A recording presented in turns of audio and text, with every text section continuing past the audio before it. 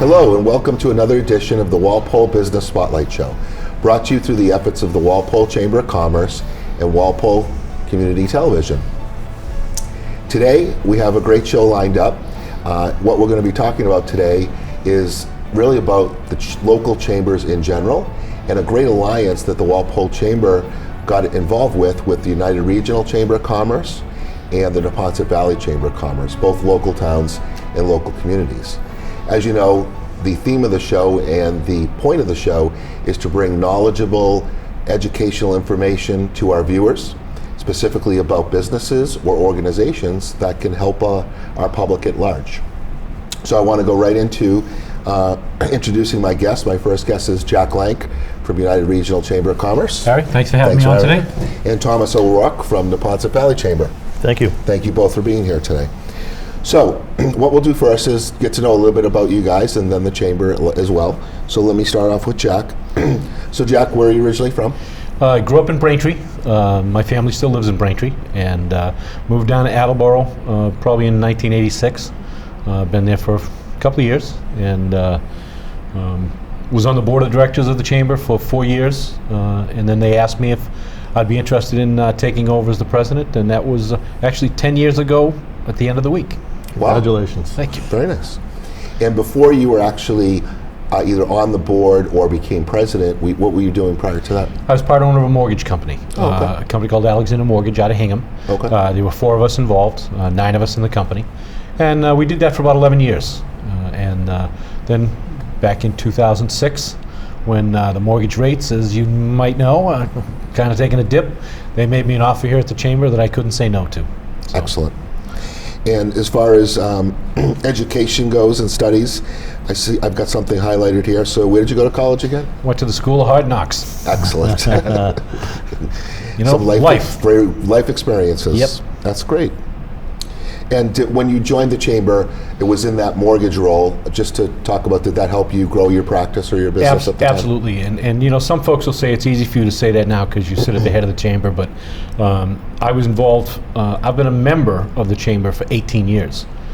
4 years before I was on the board, and 8 years during the mortgage company. And I can honestly say I doubled my business getting involved with the chamber. Go to 2 events a month. You go to a morning mixer, a networking group, and then we call it an Alive After 5 or a Business After Hours. You get to know people, and when people see your face on a regular basis, know you're going to be around. And honestly, even though I've been out of it for 10 years, I can still go to one of our mixers and say, how many folks here did I do your mortgage? And you'll get a half a dozen to raise their hand. That's great. And I continually tell that to either past members, current members, or new members. It's never about just writing a check when you're joining the chamber. No. Again, we love the support. You do get exposure, whether it be through the website or other things that we do, but it's all about getting out and basically shaking hands and meeting people so they can get to know, like, and trust you. It's the connections. It's the connections that you get to meet at the different chamber events. And I wouldn't have survived in business without meeting the folks that I did meet. I met a couple of people that are now my mentors that have taught me, right from wrong. And I've got some very, very good friends that I've garnered over the years in the chamber. Very good. Now, Tom, where did you grow up? Where are you from? I'm originally from Dorchester. Okay. OFD. But most of my life I've lived in Norwood. And, okay. Grew up in Norwood, and other than a few years in Plymouth, I live in Norwood now. I've been there for quite a while. Excellent. Yeah. Now I see you have a long history involved with the chambers. Tell me a little bit about that. Yeah, it's been over 20 years now that I've been doing this, and I originally started at the Neponset Valley Chamber in Norwood and as a membership director, and did that for several years. And I was lucky enough to have a good mentor, as Jack talks about mentors. I had a great mentor who let me do a lot of things beyond membership, and I was able to learn a lot about the business, and that led me to a position down at the Plymouth Area Chamber of Commerce, followed by some time at the Newton Needham Chamber of Commerce. And then 6 years ago, I had the opportunity to come back home to Norwood and be president of the Neponset Valley Chamber. So that brought me back here, and I love it. It's been a very rewarding profession, one I never thought I'd be in. And people don't grow up saying, I want to work for a Chamber of Commerce.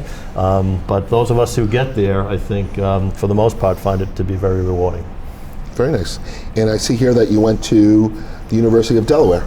I did, for the Institute of Organizational Management program that's run through the United States Chamber of Commerce. It's a chamber management program that's excellent. It's a 4-year program, and learned a lot more about the business, a lot of the ins and outs, legal and financial aspects of it that I hadn't known before. I found that to be a great experience. Very nice. So now let's talk a little bit about your chambers at large. So Tom, with the United Neponset Valley Chamber, how many towns does that consist of? Depends on what we're talking about. On our letterhead and our website, I think it lists 12 towns, and that's really looking at the whole region within the Neponset Valley as defined sort of by where the Neponset River flows all the way. A lot of people think we're in Dorchester because of the Neponset section of Dorchester. We don't quite go that far, but so there's a lot of communities that are in that region. But in terms of the actual business communities that we deal with, the real core of our membership is obviously Norwood, and then the surrounding towns: Canton, Dedham, Westwood, Walpole, Sharon, and Stoughton, and Foxborough. Okay. Yeah. And when it comes to the Neponset Valley Chamber, tell me a little bit about what you guys have done, maybe on a community level, as far as maybe something recently that's come up that you guys had to be an advocate for or against. Yeah, one of the things this chamber's been involved with a long time before I was even there is transportation issues. And this chamber, through a predecessor of mine, was one of the leading advocates for the 128 Adeline project, which is finally coming to an end. There's a lot of work being done in the Newton-Needham area right now, but the Adeline is happening. It's almost over, and hopefully we'll see some positive benefits of that. So sort of beginning 15, 20 years ago with that effort, we got more and more involved in transportation issues. And the most recent thing that we worked on was working closely with the town of Walpole to get funding for the Route 1A project, which will go from the Norwood line to Walpole Center, to reconstruct that. And we're very excited about that. And you know better than anybody some of the issues that go along with the 1A area there. And I think it'll have a real positive impact on the business community once that project's complete. Absolutely. Yeah, I've got like 3 little, I'll call pet projects that I'm really involved with. One is the 1A reconstruction, which will help our community without a doubt. The other one is the Neponset River, and trying to regain the vibrancy that really should have. I mean, it really starts past Patriot Place, and then starts to meander through South Walpole, through downtown Walpole, and off to you, and then off into the harbor, basically. But looking at some of the pictures and historical things that have gone on along that river, I mean, we're never going to get back to the point of active grist mills or something like that.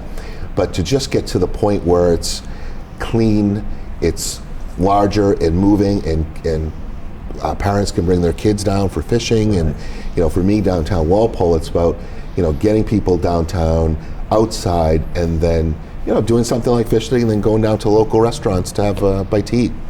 And then the third one is, for me, downtown Walpole, and revitalizing that. Great. So now let's talk about United Regional a little bit. Tell us about your basic coverage, I guess. Well, we were originally the Attleboro Area Chamber of Commerce, and back in 2008, we had talked with the United Chamber that was up in the Franklin area, and the North Attleboro Plainville Chamber, and we merged all 3.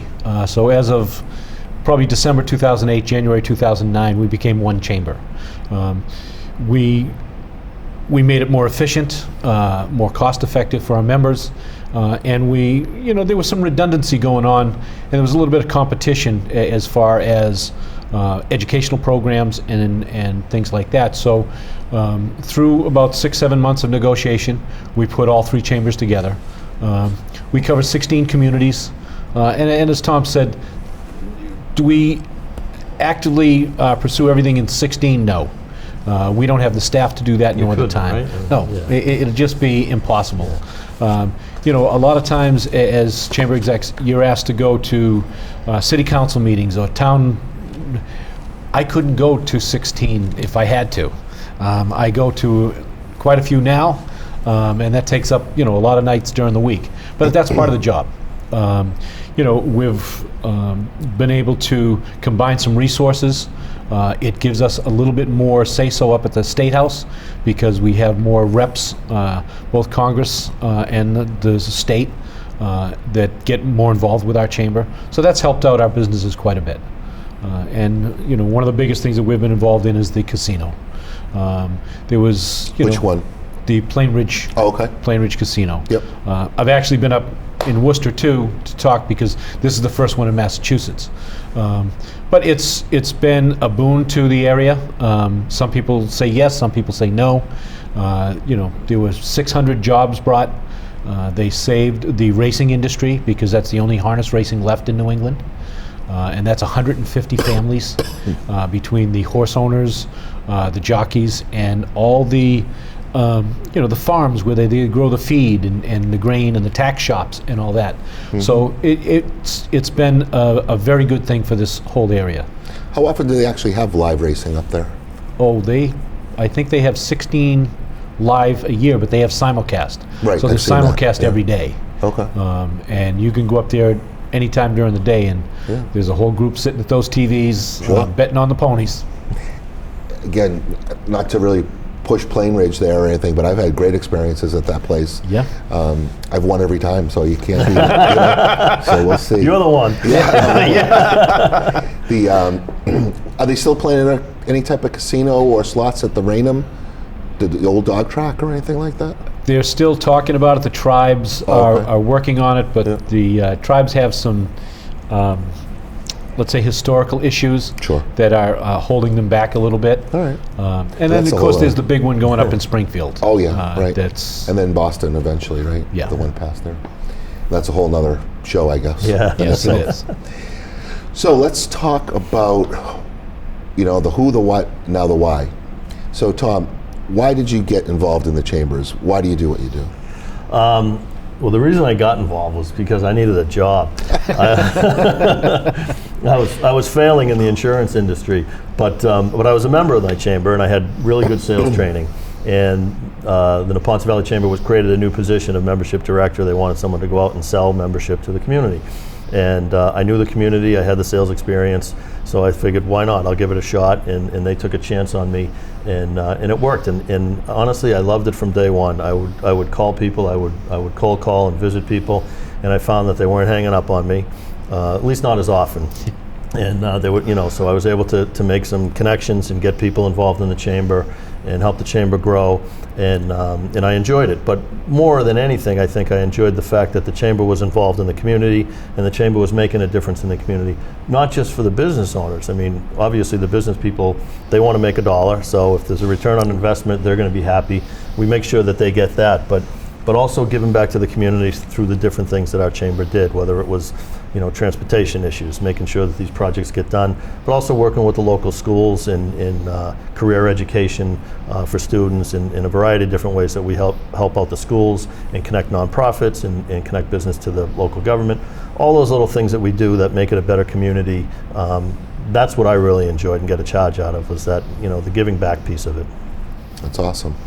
And you sit on some other state board? Was it the transportation or something? Yes. So it's called the Boston Region Metropolitan Planning Organization, which probably doesn't mean much to anybody. But what it does is it determines how federal highway money is going to get spent on local transportation projects throughout Eastern Massachusetts. So our chamber has a seat on that board through our region. So the region we represent is almost contiguous, almost the same footprint as the chamber footprint. So it really works out nicely. So I represent our communities here in the Neponset Valley region for transportation dollars, and that's how we were able to get the funding for Route 1A. We also just got some funding approved for a project in Norwood at University Ave and Route 1, and some other local projects. We need to have that voice at the table, and absolutely, and that gives it to us. And the 1A thing is potentially 2020? 2020. Okay. So you heard it here first. Can move it up? It's 2020. We're not going beyond 2020. That's right. Or you're going to hear from us. Okay. You can count on it. All right. Well, thanks for all the work you do there. Thank you. Jack, how about you? Why you got involved? And you talked a little bit about it, but... Well, very similar to what Tom said. Once you get bitten, you get into the industry and you get to work with different people, different personalities, different companies.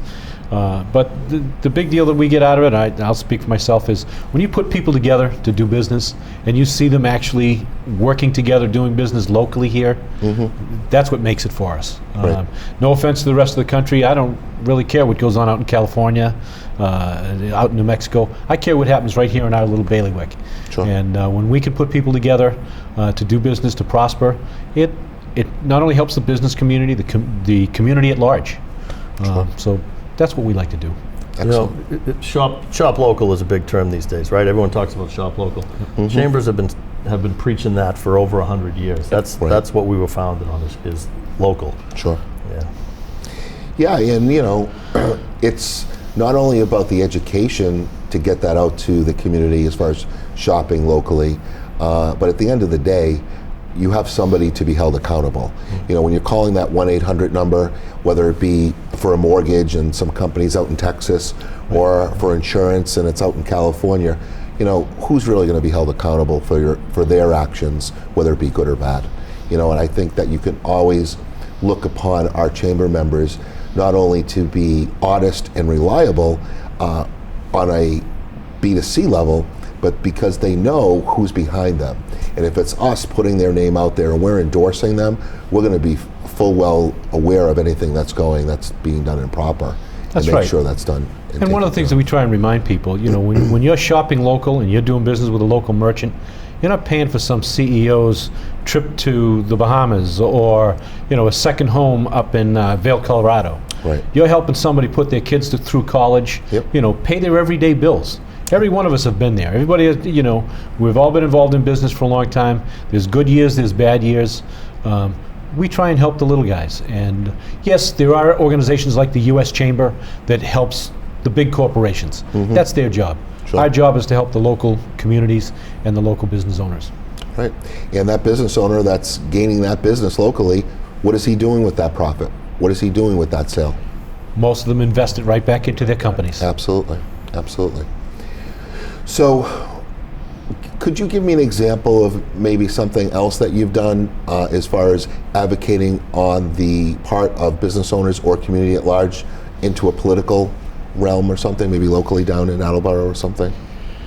Well, I try real hard to stay out of the political realm because I'm not real shy, and sometimes I say things that are not politically correct. Okay. But we've fought numerous times over the split tax rates that one of our cities has. They have made it very difficult for businesses to operate within that community. And we work with the counselors and the tax office. We try and work that out with them. I appear up at the Franklin Board of Selectmen all the time to discuss what's happening with the local businesses. What can we do to work with the town or the city to make it easier for businesses to open up and to operate, and also to prosper in each one of these communities? Each community has their own little personality, and very honestly, there's some great communities, and then there's some that are real tough to do business in. And we try and advocate for those folks. Sure. Yeah, so I mean, when I signed on with the Walpole Chamber, I had suggested that maybe my best facet would be to be like an ambassador or a membership person. Because I like to go out there and knock on doors and say hello to people. And when I was doing some research, whether it be maybe getting articles that I've seen you send as far as why do you want to be involved in a chamber or something like that, I don't know where I got it, but one great opening line for me when I walk into local businesses is I say, hello, I'm Harry from the Chamber of Commerce. How can I help you? What do you need? And a lot of times they'll look at me and go, what are you talking about? Yeah, right. And I'll say it again. And he'll be like, what? All right, come sit here for a second, all right? And then he'll finish up and he'll go, all right, say that one more time. Because again, local businesses have really no advocate, no help. They're all on their own. They put that open for business sign and then good luck, And it's great for us. I keep telling people, yeah, we're in this new world of technology and social media, and you have to have a website, right? And you have to have a Facebook page. That's all well and good, but it all comes down to old school networking, And again, like I said, shaking hands, meeting people, following up with them, and at the end of the day, being sincere and doing the right thing. Right. Some of the small things, and I know Tom's Chamber does the same thing. For instance, we have this new overtime law coming up. Okay, the mom and pops don't have time to go and research that on their own. So we have somebody who's going to come in and speak. I think, Tom, you've already done that. I did it last week. Yeah. And they come in 45 minutes for an hour, gives them all the stuff so they can comply with this new law. Because there's an awful lot, just like when this insurance came into effect, we had an awful lot of companies that got fined the first year because they didn't understand all of the ins and outs.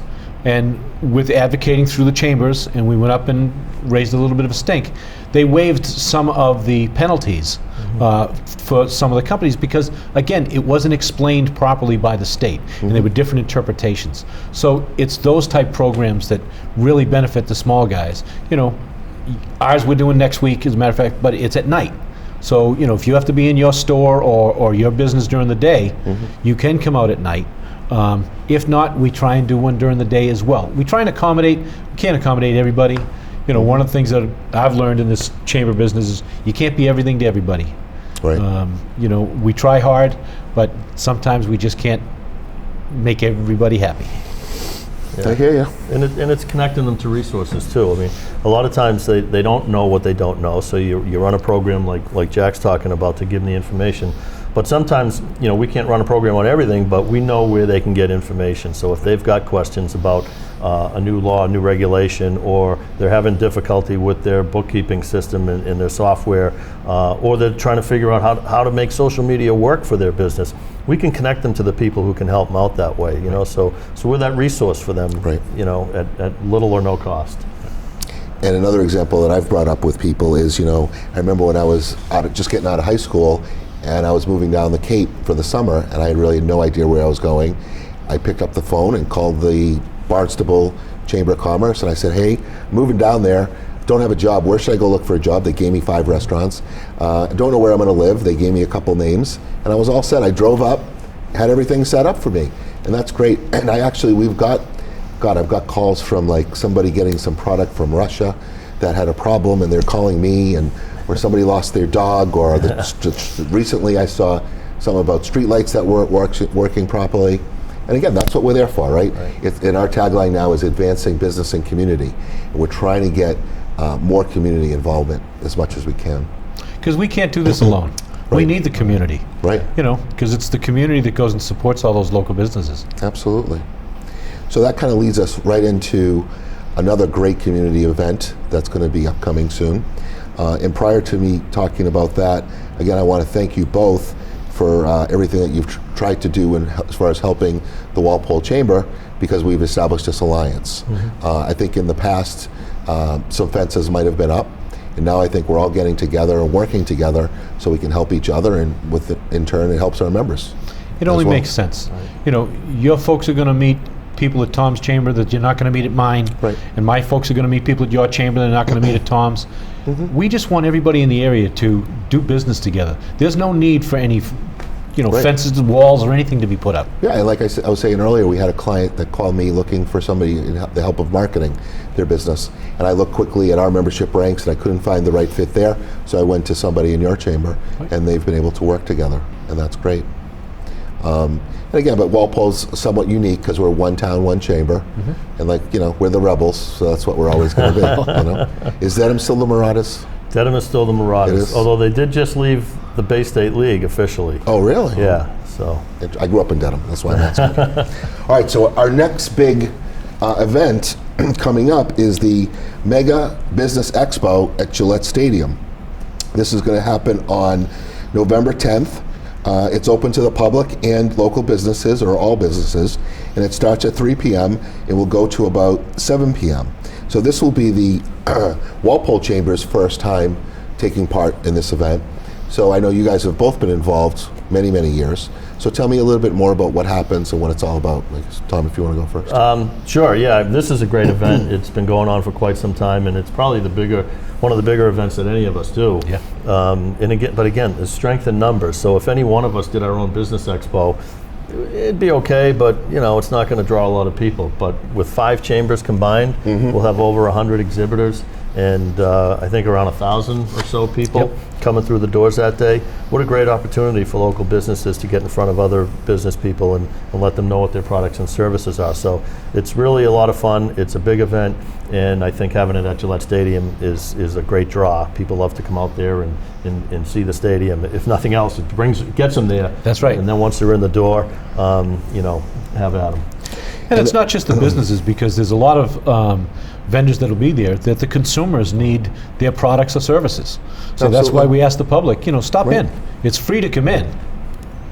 And so we've got, 5 chambers involved? Yep. We've got United Regional, Neponset Valley, Walpole Chamber, Tri-Town Chamber of Commerce, and the other one is Taunton? Taunton Area Chamber of Taunton Commerce. Area Chamber. Yep. And Tri-Town is kind of the lead because they've got Foxborough within They're their... their connections with Gillette. Right.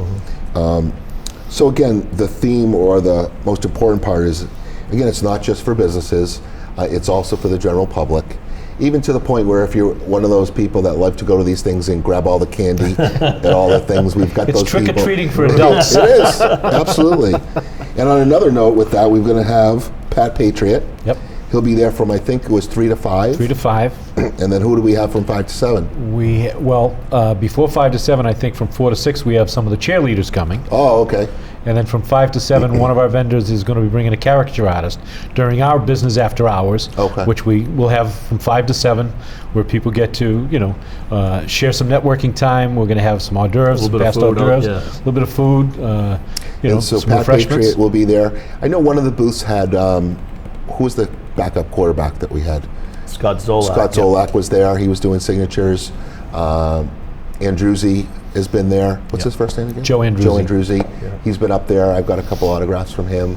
So it's definitely a great time. Yep. And I think one of the best things is that most of us maybe can't afford the Putnam Club.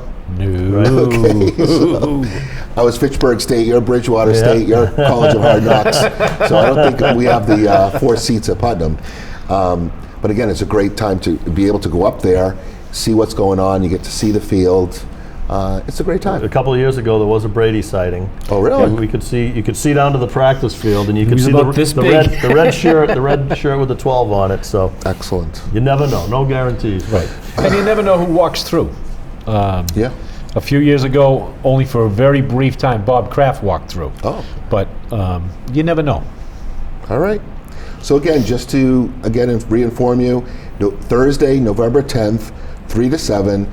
If you're a local business person, it's a must-see. You must get there to work the business connections, and there could be people there that you might be able to garner business from, or might be able to become clients of yours. In the past, I used to go up there to meet people because we had networking groups, and I met people that joined a networking group so we could help them out there. So I guess let me just finish off with, is there anything you want to add or finish off with regarding your United Regional Chamber? No, I think that the alliance that you've put together here is really beneficial to all of our members, your members, Tom's, Kara's. It makes sense for all of us to work together, and if there's anything that we can do in the future to enhance that, let's talk. Let's have a discussion. Excellent. Tom? Yeah, unfortunately, in other parts of the country, you might not get 3 chamber folks sitting together like this from neighboring communities. I've heard some stories, and a lot of times there's border wars and clashes, and this is yours and this is ours.